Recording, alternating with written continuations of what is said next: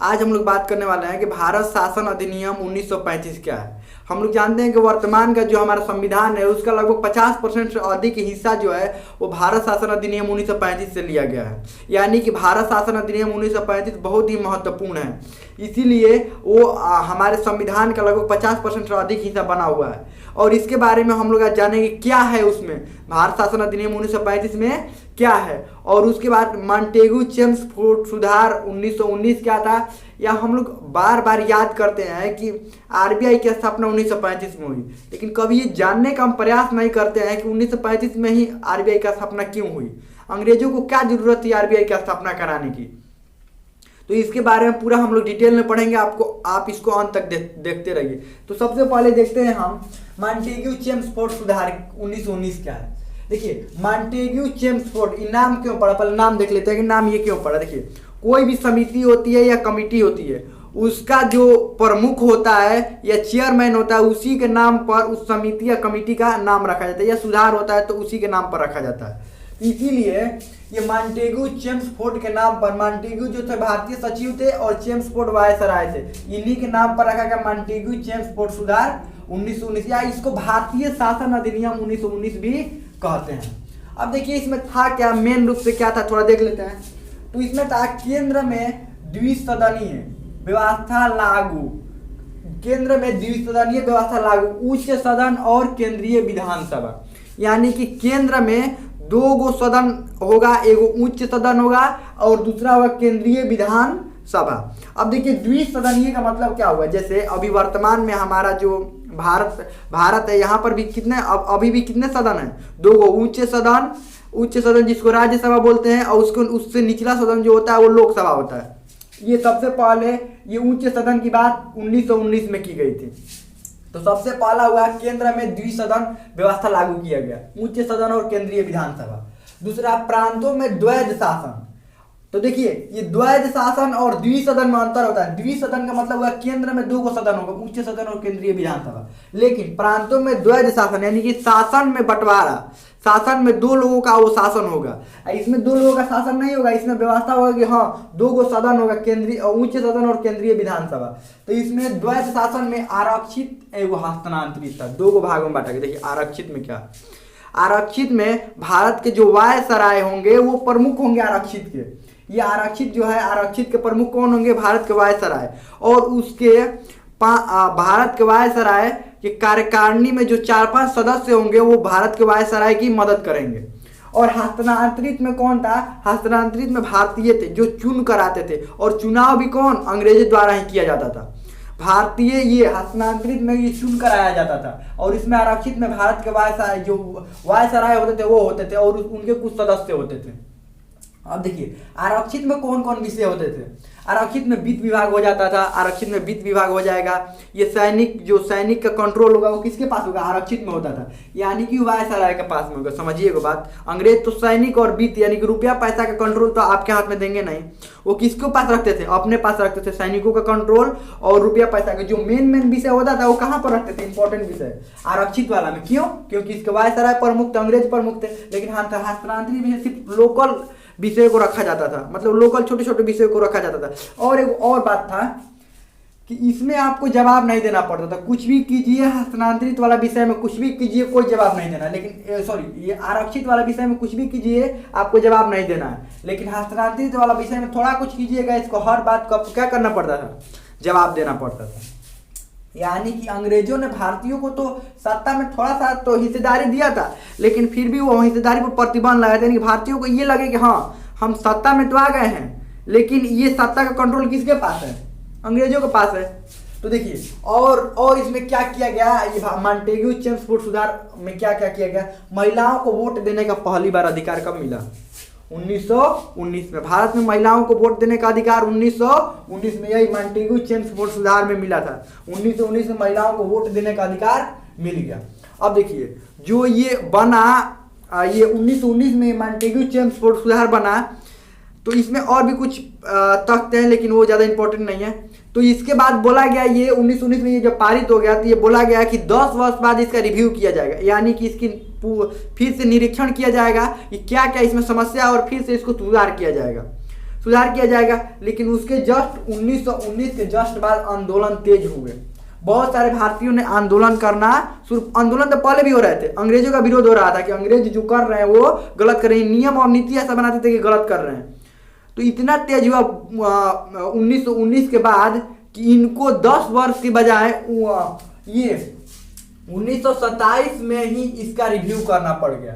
यानी कि देखिए इसका 10 वर्ष बाद 29 होता, 1919 का 10 वर्ष बाद अगर देखे तो 10 वर्ष तो 1929 होता, लेकिन ये कब रिव्यू कर दिया गया? 1927 में। क्यों रिव्यू किया गया? अब रिव्यू का मतलब ये कि एक कमिटी साइमन कमीशन बनाया गया। क्यों कमीशन बनाया गया? कि ये जो भारत शासन अधिनियम है इसकी समीक्षा की जाएगी और भारतीय संविधान है इसमें परिवर्तन लाया जाएगा। यानी कि भारतीय जो संविधान है वर्तमान की स्थिति में संविधान फिट नहीं बैठ रहा है, इसमें कुछ परिवर्तन लाया जाएगा। ये अंग्रेजों द्वारा साइमन कमीशन इसीलिए बनाया गया था 1927 में। साइमन कमीशन का उद्देश्य क्या था? इसी का रिव्यू करना, मॉन्टेग्यू चेम्सफोर्ड सुधार 1919 का रिव्यू करना। यानी कि इसमें जो जो कमियां उसको बाहर निकालना और भारतीय जो संविधान है उसमें कोई बड़ा कुछ बदलाव लाना या परिवर्तन लाना। साइमन कमीशन के खिलाफ विरोध के नारे लग रहे थे, उसको दबाने की कोशिश तो की, लेकिन बात यह था कि विरोध इतने तेज था कि वो दब नहीं पाया। देखिए विरोध का प्रमुख कारण ये था कि जो साइमन कमीशन था इसके प्रमुख थे सर जॉन साइमन थे। ये साइमन कमीशन था, इसमें एक भी भारतीय नहीं। समझिए भारतीयों के लिए संविधान बनाया जा रहा है, उसमें कोई भारतीय नहीं है, तो भारतीयों की बातों को रखा जाएगा? नहीं रखा जाएगा। इसीलिए उसमें जोरदार एकदम विरोध हुआ। तो अंग्रेजों ने कहा, भारतीय लीडरों को चैलेंज दिया कि ठीक है, मतलब आप भी एक ऐसा कानून बनाइए जो सबके लिए बराबर हो, समान हो। हम आपके जो रिपोर्ट है वो देखेंगे, ये साइमन कमीशन के रिपोर्ट के साथ साथ आपकी भी रिपोर्ट देखेंगे। तो ये भारतीय लीडरों ने ये एक्सेप्ट किया और मोतीलाल नेहरू ने एक कमेटी बनाई, कुछ सदस्यों के साथ मिलकर, अपने लीडरों के साथ मिलकर एक कमेटी बनाई और उसका रिपोर्ट तैयार किया जिसे नेहरू रिपोर्ट कहते हैं। किसने तैयार किया? मोतीलाल नेहरू ने। देखिए कभी भी रिपोर्ट का नाम, कुछ भी का नाम, ये रिपोर्ट कमेटी के नाम किस पर प्रमुख है उनके नाम पर रखा जाता था, यही नेहरू रिपोर्ट इसको कहा जाता है। किसने तैयार किया था? मोतीलाल नेहरू ने। अब देखिए जो मोतीलाल नेहरू ने ये रिपोर्ट तैयार किया, उसके बाद जो मोहम्मद अली जिन्ना था उसको लगा कि वो उसके समुदाय के लोगों को बात नहीं रखा जाएगा, इसलिए उसने भी अपने 14 पॉइंट रख दिए कि उसने भी अपने 14 पॉइंट बनाया कि ये हमारे ये समुदाय के लोगों को ये मांग है। और ये नेहरू रिपोर्ट, वो जिन्ना का रिपोर्ट और साइमन कमीशन का रिपोर्ट, ये तीनों रिपोर्ट को सम्मिलित किया गया, एक में सम्मिलित किया गया और लगातार 3 गोलमेज सम्मेलन हुए 1930 से लेकर 1932 तक। अब देखिए गोलमेज सम्मेलन यानी कि राउंड टेबल कॉन्फ्रेंस को मतलब होता है गोलमेज सम्मेलन। राउंड मतलब गोल और टेबल का मतलब यही है, मेज होता है, और कॉन्फ्रेंस का मतलब सम्मेलन। यानी कि गोल ऐसे जब भी सम्मेलन हो रहा होगा राउंड टेबल कॉन्फ्रेंस, तो सभी लोग ऐसे बैठे होंगे, ऐसे गोल में, यहाँ कुर्सी लगा होगा, यहाँ पर कुर्सी, ऐसे ऐसे गोल में सम्मेलन हुआ होगा। यानी कि गोल में सभी लोग क्या हुए, गोल टेबल होगा उसी पर क्या हुए, बैठे होंगे, उसी को गोल में सम्मेलन कहते हैं।